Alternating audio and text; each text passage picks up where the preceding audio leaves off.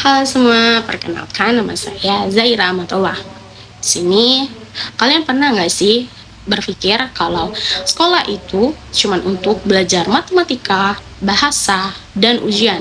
Padahal nih, ada satu hal yang jauh lebih penting dari semua itu, yaitu gimana kita belajar hidup bersama dengan orang yang berbeda suku, beda agama, dan beda budaya.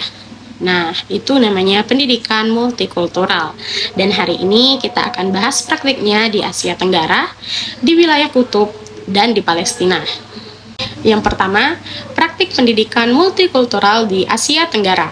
Asia Tenggara itu adalah paket lengkap. Di Asia Tenggara sendiri ada ratusan etnis, bahasa, serta agama. Contoh yang paling relate nih, Indonesia. Di sekolah-sekolah, anak belajar tentang Pancasila, toleransi, dan hidup berdampingan.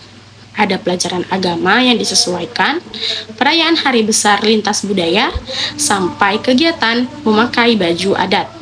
Di Malaysia sendiri juga mirip, sekolahnya mempertemukan budaya Melayu, Tionghoa, dan India. Mereka belajar bersama, tetapi tetap membawa identitas mereka masing-masing. Dan secara teori ini sangat-sangat keren. Tapi pertanyaannya, apakah dengan cuman belajar toleransi di kelas itu cukup? Karena realitanya konflik antar kelompok itu akan tetap ada. Yang artinya pendidikan multikultural nggak cuman slogan.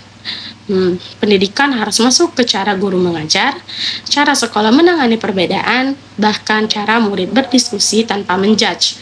Multikulturalisme di Asia Tenggara itu bukan soal semua sama, tapi soal kita berbeda dan itu nggak masalah.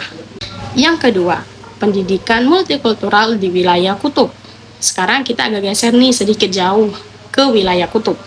Di daerah Arktik ada masyarakat adat seperti suku Inuit yang hidup di wilayah seperti Arktik.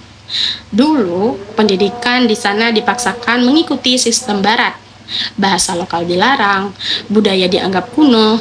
Akibatnya, identitas mereka hampir hilang. Tapi sekarang mulai berubah. Sekolah-sekolah di wilayah Arktik mulai memasukkan bahasa Inuit, cerita rakyat, dan cara hidup tradisional ke dalam kurikulum mereka. Dan ini penting banget. Karena pendidikan multikultural di sini bukan cuma soal hidup berdampingan, tapi soal mengembalikan martabat budaya yang sempat ditekan. Dan pertanyaannya, kenapa dulu budaya lokal dianggap tidak layak untuk diajarkan? Siapa yang menentukan standar maju dan keterbelakangan itu sendiri? Di kutub, pendidikan menjadi alat perlawanan yang halus, bukan memakai senjata, tapi menggunakan bahasa dan identitas. Yang ketiga, pendidikan multikultural di Palestina. Sekarang kita masuk ke konteks yang jauh lebih kompleks, yaitu Palestina. Di sana, pendidikan bukan cuma soal belajar, tapi soal mempertahankan identitas di tengah konflik berkepanjangan dengan Israel. Sekolah-sekolah di Palestina mengajarkan sejarah, budaya, dan narasi mereka sendiri. Kenapa? Karena identitas adalah bentuk eksistensi. Tapi di sini kita juga harus kritis.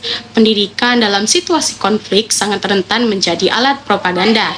Jadi pertanyaannya, bagaimana menyeimbangkan antara mempertahankan identitas dan tetap membuka ruang dialog? Nah, multikulturalisme di Palestina bukan cuma soal hidup dengan perbedaan, tapi soal bagaimana tetap menjadi manusia di tengah ketidakadilan. Nah, teman-teman, kalau kita bandingkan ketiga tempat ini di Asia Tenggara, fokusnya hidup berdampingan dalam keberagaman. Di kutub, fokusnya melindungi budaya yang hampir hilang, dan di Palestina, fokusnya mempertahankan identitas dalam konflik. Artinya, pendidikan multikultural itu tidak punya satu wajah yang sama. Dia selalu dipengaruhi oleh politik, sejarah, dan kekuasaan.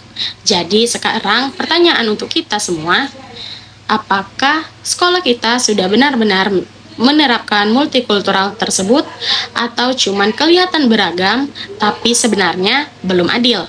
Karena pada akhirnya pendidikan bukan cuman buat kita pintar, tapi membuat kita sadar jikalau perbedaan itu bukan ancaman, tapi realitas yang harus dikelola dengan adil. segitu saja video dari saya. Sampai jumpa di video selanjutnya. Bye.